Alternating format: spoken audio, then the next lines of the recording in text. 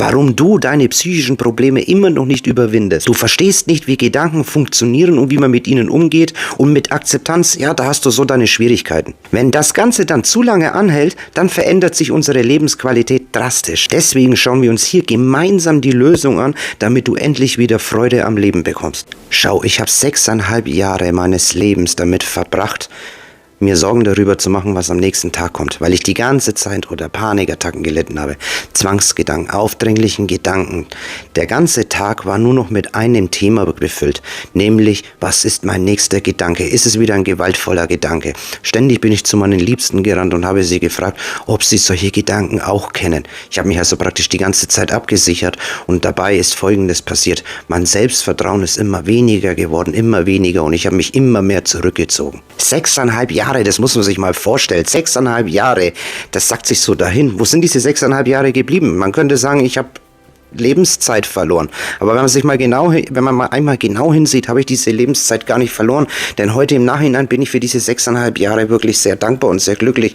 Denn sie haben dazu geführt, dass ich nicht nur meine Angst, Panikattacken, Zwangsgedanken und mittelschwere Depressionen überwunden habe.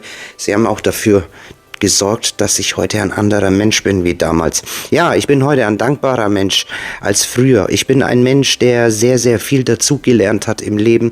Ich sehe das Leben heute einfach aus einem anderen Gesichtspunkt. Und ich glaube, dass es bei allen anderen Menschen auch so ist, wenn sie irgendwann mal ihre psychische Episode überwinden, dass sie das Leben mit anderen Augen sehen.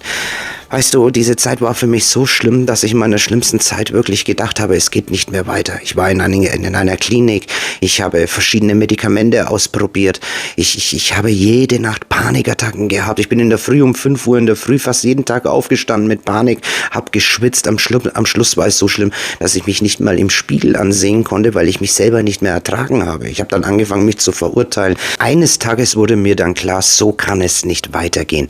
Wer bin ich, dass wenn ich mich in den Spiegel betrachte, mich selber nicht mehr ertragen kann, dass ich mich selber nicht mehr ansehen kann, weil ich mich von mir selber schäme? Wer bin ich? Wer bin ich, dass ich mich selber nicht ertrage im Spiegel? Und hier kommt schon das Sprichwort. Wer bin ich? Schon René Descartes sagte, ich denke, also bin ich. Ich habe dieses Zitat irgendwo mal aufgelesen, weil ich ja damals so viel gegrübelt habe und mich destruktiv im Internet mit diesen ganzen philosophischen und psychologischen Dingen auseinandergesetzt habe. Und aus irgendeinem Grund kam mir dieser Gedanke an diesen Tag in den Kopf. Ich denke, also bin ich. Und wer bin ich? Wer bin ich, dass ich mich in dem Spiegel ansehe und mich selber nicht ertrage? Ja, du siehst schon, wir kommen jetzt hier an das Thema des heutigen Videos, das tatsächlich auch dein Leben mit anschließender Übung dann natürlich auch verändern soll. Ne? Es geht hier nämlich um das dualistische Leben und non-dualistisches Leben, wenn man es so betrachtet, ja, was hier eigentlich der Unterschied ist. Und also ich denke, also bin ich. Ich schaue mich in den Spiegel an, ich sehe mich da drin und sage, ich ertrage mich nicht mehr. Ich komme mit mir selber nicht mehr zurecht, ich komme mit mir selber nicht klar, ich verabscheue mich, ich kann mich nicht mehr so nehmen, wie ich selber bin. Irgendwie ließ mich dieser Satz nicht mehr los. Ich denke, also bin ich. Ich sehe mich in den Spiegel an und der Gedanke sagt in mir innen drinnen, ich ertrage mich nicht mehr. Wenn dieser Gedanke das in mir drinnen sagt, habe ich anschließend eine Emotion bekommen, die man fast nicht aushalten kann. Sie war vernichtend, selbstzerstörerisch. Und ich denke mir, wenn ich das gerade in mir fühle, und neben mir eine andere Person drinnen steht, fühlt sie das nicht. Aber wir sind im selben Raum. Ich war damals im Bad. Wenn eine andere Person neben mir steht, steht sie neben mir und hat diese Emotion nicht. Wir sind aber im selben Raum. Also könnte man doch sagen, dass das in diesem Moment Non-Dualität ist. Wir sind im selben Raum. Aber in der Dualität haben wir im selben Raum verschiedene Gedanken mit verschiedenen Gefühlen. Aber der Raum ist das jetzige Ich im Hier und Jetzt, im Sein, im Hier. Also denke ich in diesem Raum andere Gedanken wie die andere Person in dem Raum und habe gleichzeitig andere Emotionen wie die andere Person im Raum. Wir sind aber im selben Raum in der Non-Dualität. Wenn es etwas zu kompliziert wird und du das jetzt nicht nachvollziehen kannst, dann schreib es mir einfach mal in die Kommentarbox. In die Kommentare hinein, Entschuldigung. Aber da wurde mir etwas klar, Wenn wir im selben Raum sind, verschiedene Gedanken haben, verschiedene Gefühle, ist das hier und jetzt immer dasselbe im Raum, wenn man so möchte. Mit zwei verschiedenen Individuen. Und wer bin ich, dass ich früher in meiner Vergangenheit auch schon vor dem Spiegel stande und ganz freudvolle Gedanken hatte? Das war auch im Jetzt zu einem anderen Jetzt früher. Da war ich auch in dem Raum, habe mich in den Spiegel angesehen und hatte die Gedanken, Juan, du siehst so attraktiv aus. Juan, du hast es verdient, Liebe zu bekommen. Ich hatte solche Gedanken früher und jetzt habe ich sie nicht mehr. Warum ziehen mich jetzt diese Gedanken im selben Raum zu einer anderen Zeit? Und was ist überhaupt Zeit? Existiert Zeit in meinem Geiste nur, in meiner Erinnerung oder existiert es auch in der Non-Dualität? Schau, ich habe so viele Fragen bekommen. Juan, soll ich mein Trauma aus der Vergangenheit heilen? Soll ich in die Vergangenheit reisen und diese alten Gefühle zulassen, um zu heilen? Juan, wie kann ich meine Panikattacken heilen? Juan, wie kann ich meine Zwangsgedanken heilen? Muss ich da eine Traumatherapie machen? Etc. Und hier kommt das Gesetz der Non-Dualität und der Dualität jetzt praktisch die spannende Frage dieses Videos ans Licht. Wenn wir uns das einmal genau ansehen, denken viele Menschen immer, Dualität und Non-Dualität sind verschiedene Sichtbetrachterweisen, die sich voneinander getrennt sind.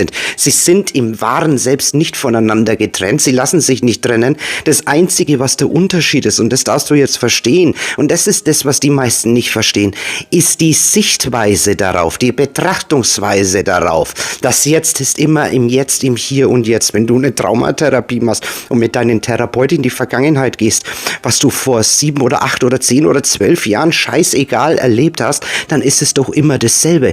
Du reist mit deinem Geist in die Erinnerung, die es nicht mehr gibt, aber sie ist in dir innen drinnen deine Erinnerung, in deiner Dualität, aber in der Non-Dualität existiert sie nicht.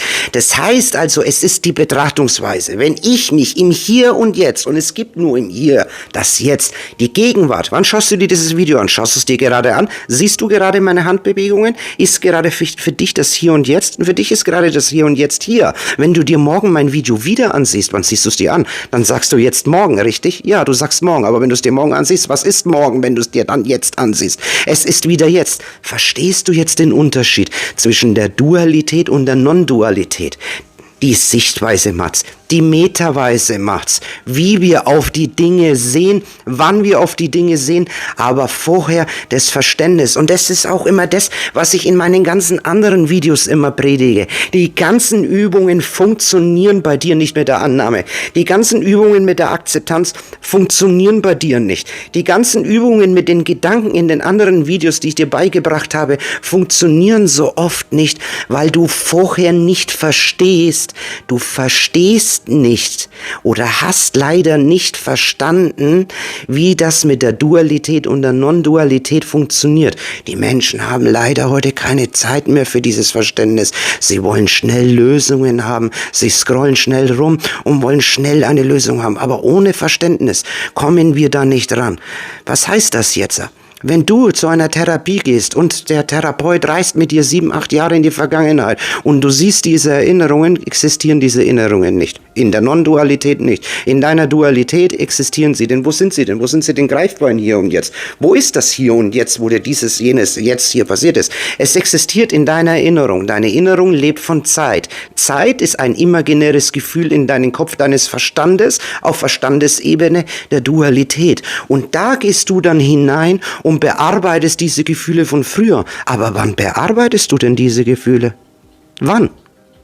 Wann bearbeitest du sie? Wann? Ich frage dich, wann bearbeitest du diese Gefühle? Du bearbeitest sie im Hier und Jetzt. Und das Hier und Jetzt ist immer hier und jetzt präsent. Immer hier in der Non-Dualität. Wenn du also im Hier und Jetzt und diese Uhrzeit, wenn du dir dieses Video jetzt gerade ansiehst und jetzt gerade Beispiel ein Gefühl der Panik hast, der Panikattacke, brauchst du nicht mit deinen Gedanken in die Vergangenheit reisen, weil du das erste Mal eine Panikattacke hattest. Du darfst jetzt wertungsfrei fühlen, wenn du verstehst, dass Non-Dualität, denke ich, hier, wie ich mich im Spiegel angesehen habe, hier und jetzt, wer bin ich, dass ich mich selber im Spiegel nicht ertrage, wenn es eine Subjektivität ist.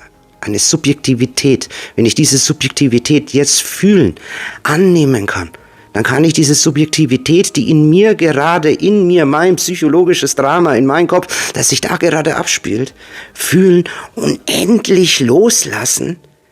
Loslassen. Und loslassen kann ich im Hier und Jetzt, nicht morgen, nicht übermorgen, ich kann jetzt loslassen. Ich habe mir dann selber eine Übung beigebracht, um das, was ich jetzt logisch verstehe, in die Praxis umzusetzen, um es zu fühlen, um es zu erleben. Und ich habe mir gedacht, wenn ich es immer wieder erlebe und immer wieder fühle und immer wieder wiederhole, dann komme ich mehr zu diesem Bewusstseinszustand der Non-Dualität, wenn ich es immer wieder einübe. Praktisch der Zustand, den wir ja schon alle kennen. Es ist nichts irgendwie etwas, was irgendwie mystisch ist oder so, oder das nicht existiert. Wir kennen alle bereits heute schon diesen Zustand, nur ist er uns nicht bewusst, weil wir ihn unbewusst machen. Zum Beispiel, wenn wir vertieft sind in ein Schachspiel oder ein intensiven Gespräch, dann sind wir auch in der Non-Dualität in dem Moment kurz, wir nehmen es nur nicht richtig wahr und sind uns dessen auch nicht bewusst.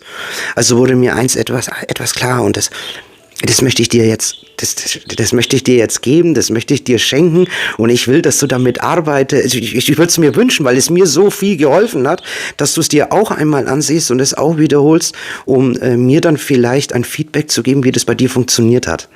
Also, machen wir es doch einfach mal gemeinsam. Ultra spannend. Schließ einmal kurz deine Augen und sage dir in Gedanken, nicht laut, sondern in Gedanken: Ich bin, ich existiere. Danach gehst du mit deinem Fokus einfach auf deine Empfindungen.